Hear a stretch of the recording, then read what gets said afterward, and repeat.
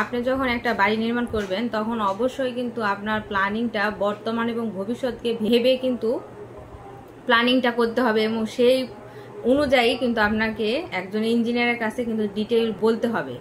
যেমন ধরেন আপনি এখন আপনার বর্তমান অবস্থা কেমন এবং কি পর্যায়ে আপনি সেই বাসাটা অ্যারেঞ্জমেন্ট করতে চাচ্ছেন, এবং তারপরে আপনার কিছুদিন পর বা 2-4-5 বছর পর আপনি আপনার যে এরিয়াটা আছে, আপনার যে ফ্লোরটা আছে সেটাতে আপনি নাও থাকতে পারেন, হয়তো বা ফার্স্ট ফ্লোর বা সেকেন্ড ফ্লোর এই ফ্লোরগুলোতে আপনি শিফট হতে পারেন। সেক্ষেত্রে আপনি কিভাবে একটা প্ল্যান করবেন বা সেখানে অ্যারেঞ্জমেন্ট কিভাবে কিরকম হবে, এবং আপনি এতদিন ধরে যে ফ্লোরটাতে ছিলেন সেখানে আপনার সেটা তো আপনি এখন ইউজ করতেছেন না, সেক্ষেত্রে সেই ইউনিটটা আপনি এখন কিভাবে অ্যারেঞ্জমেন্ট করে রাখবেন। এই যে একটা চিন্তা ভাবনা, একটা গোছানো চিন্তা ভাবনা কিন্তু আপনাকে অবশ্যই একটা ইঞ্জিনিয়ারের কাছে এসে খুলে বলতে হবে। তাহলে কিন্তু একজন ইঞ্জিনিয়ার আপনার কথা বুঝবে এবং আপনার ভাবমূর্তিটা বুঝবে, আপনার বর্তমান এবং ভবিষ্যৎ চিন্তা ভাবনা করে কিন্তু একজন ইঞ্জিনিয়ার এবং আর্কিটেক্ট কিন্তু ডিজাইনগুলো করবে, এবং এভাবে কিন্তু ডিজাইন করতে হয়।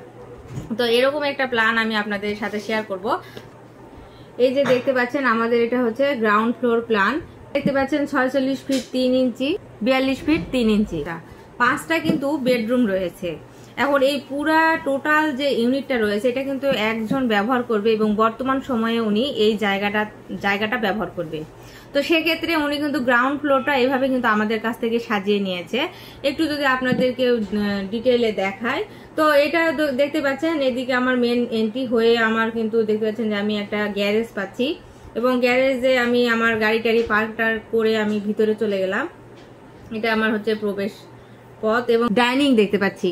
2টা বেডরুম রয়েছে, একটা হচ্ছে চাইল্ড বেড এবং একটা মাস্টার বেড, এবং মাস্টার বেডে দেখতে পাচ্ছেন যে আমাদের অ্যাটাচ টয়লেট বারান্দা রয়েছে, এবং আমার মাস্টার বেড সংলগ্ন কিন্তু আমাদের আরেকটা চাইল্ড বেড রয়েছে, এবং এর পাশে আমাদের হচ্ছে লিভিং এরিয়া। এখানে দেখতে পাচ্ছেন টিভি এবং সোফা অ্যারেঞ্জ করা হয়েছে, এবং এর পাশে কিন্তু লিভিং এ একটা বারান্দা দেওয়া হয়েছে, এবং এখানে দেখতে পাচ্ছেন একটা কমন টয়লেট রয়েছে। ফ্রিজের সাথে কিন্তু আমরা একটা কিচেনের ব্যবস্থা করে দিয়েছি। এটাতে কিন্তু উনি পার্মানেন্টলি থাকবেন না, পরবর্তীতে উনি কিন্তু ফার্স্ট ফ্লোরে শিফট হয়ে যাবে। সেক্ষেত্রে এই ফ্লোরটা উনি কি করবে, এটা কিন্তু আমাদের চিন্তা ভাবনা করে কিন্তু এই ফ্লোরের কিন্তু অ্যারেঞ্জমেন্ট, যে বেডের অপশনগুলো, পজিশনগুলো সবকিছু ঠিক রেখে আমরা 2টা ইউনিটে কিভাবে ভাগ করব সেইটা কিন্তু আমরা এখানে ওনাকে দেখিয়ে দিয়েছি।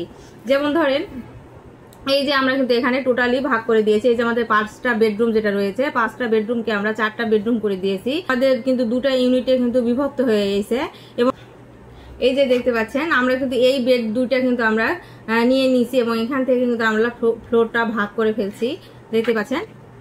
এবং এই যে রুমটা আছে, এই 2টা রুম, এই রুমটাকে কিন্তু আমরা পার্টিশন করে একটা কিচেন করে দিয়েছি, একটা কিন্তু আমরা টয়লেট করে দিয়েছি, অ্যাটাচ টয়লেট করে দিয়েছি। এই যে দেখতে পাচ্ছেন, এই যে অ্যাটাচ টয়লেট করে দিয়েছি। আবার এই পাশে পার্টিশনের এই পাশে কিন্তু আমরা 2টা বেডরুম রেখেছি, এবং বেডরুমের এই পাশে কিন্তু দেখতে পাচ্ছেন এই যে বেডরুমের 2 পজিশন, এই বেডরুমের পজিশনগুলো ঠিক আছে, এবং এই যে কিচেনের পজিশন আমরা ঠিক রেখেছি। এই যে দেখতে পাচ্ছেন কিচেনের পজিশন আমার ঠিক আছে। তো এইভাবে যখন উনি এই ফ্লোরটা কিন্তু ছেড়ে যখন ফার্স্ট ফ্লোরে শিফট হবে, তখন কিন্তু এই ফ্লোরটার কিন্তু পার্টিশন করে 2টা ইউনিটে কিন্তু বিভক্ত হয়ে যাবে। তখন উনি ফার্স্ট ফ্লোরে চলে যাবে। ফার্স্ট ফ্লোরে তো অবশ্যই একটা ডিজাইন হবে, যেহেতু ক্লায়েন্ট নিজে সেই এরিয়াটা একটু গুছিয়ে নিয়ে থাকবে, সেক্ষেত্রে কিন্তু সেটা কিন্তু আরো সুন্দরভাবে ডিজাইন করতে হবে। সেটা কিন্তু আপনাদের একটু দেখিয়ে দেই। এই ডিজাইনটা কিন্তু অনেক সুন্দর। এখানে কিন্তু উনি 5টা বেডরুম কিন্তু আবার নিয়েছে, দেখতে পাচ্ছেন ওনার ফার্স্ট ফ্লোর ইউনিটে। এই যে ফার্স্ট ফ্লোরে যখন উনি শিফট হয়ে গেল, তো সেখানে কিন্তু উনি 5টা বেডরুম নিয়েছে, দেখতে পাচ্ছেন। 2টা এই যে 3টা মাস্টার বেডরুম এবং 2টা চাইল্ড বেডরুম এবং একটা কমন টয়লেট, এটা একটা কিচেন, এখানে বেসিং, এটা ফ্রিজ, এবং এখানে আমাদের ডাইনিং এরিয়া, এবং এর পাশে আমাদের লিভিং এরিয়া। লিভিং এবং ডাইনিং থেকে কিন্তু আমাদের কিন্তু বারান্দায় যাওয়ার অপশন রয়েছে। ফার্স্ট ফ্লোর যে এরিয়াটা ব্যবহার করবে সেই এরিয়ার কিন্তু এটা একটা প্ল্যান। সেকেন্ড ফ্লোরে দেখতে পাচ্ছেন যে আমরা 2টা ইউনিট করেছি, তো সেহেতু আমাদের গ্যারেজের অপশনটা আমরা উপরে কিন্তু পেয়ে গেছি। তো সেখানে কিন্তু আমরা দেখতে পাচ্ছেন যে আমরা একটা বেডরুম করছি, রান্নাঘর করছি, এবং এই পাশে আমাদের একটা কমন টয়লেট, একটা মাস্টার বেডরুম এবং একটা লিভিং কাম ডাইনিং কিন্তু আমরা করছি। এবং এই এরিয়া গ্রাউন্ড ফ্লোরে আমাদের যে 2 ইউনিট রয়েছে, এটা চেয়ে কিন্তু এই ইউনিটটা কিন্তু একটু বেশি বড় হচ্ছে, কারণ এখানে আমরা যে গ্যারেজের অপশনটা ছিল সেটা কিন্তু এই ইউনিটের মধ্যে পেয়ে গেছি। একেও আমরা কিন্তু 2টা বেডরুম দিয়েছি, একটা কমন টয়লেট এবং লিভিং কাম ডাইনিং এবং আমাদের কিচেন। তো সিমিলার কিন্তু আমরা 2টা ইউনিট করছি, এবং ইউনিটগুলোও কিন্তু অনেক সুন্দর এবং বড় হয়েছে। যেহেতু 3 তলা একটা বিল্ডিং, পর্যায়ে চিন্তা করে কিন্তু আপনাকে যে ডিজাইনের ভিতর যে রদ বদলগুলো হচ্ছে এই রদ বদলগুলো কিন্তু আপনাকে করতে হবে এবং সেটা এখনই কিন্তু সেই ডিজাইনটা আপনাকে করে নিয়ে রেখে দিতে হবে। চিন্তা না করার জন্য কিন্তু অনেক সময় তাদেরকে কিন্তু অনেক ঝামেলা পোয়াতে হয়। কলাম যখন হয়ে যাবে তখন কিন্তু আপনার কলামগুলো ঘরের ভিতর পড়ে যায়, আপনার বিভিন্ন সমস্যা দেখা দেয়।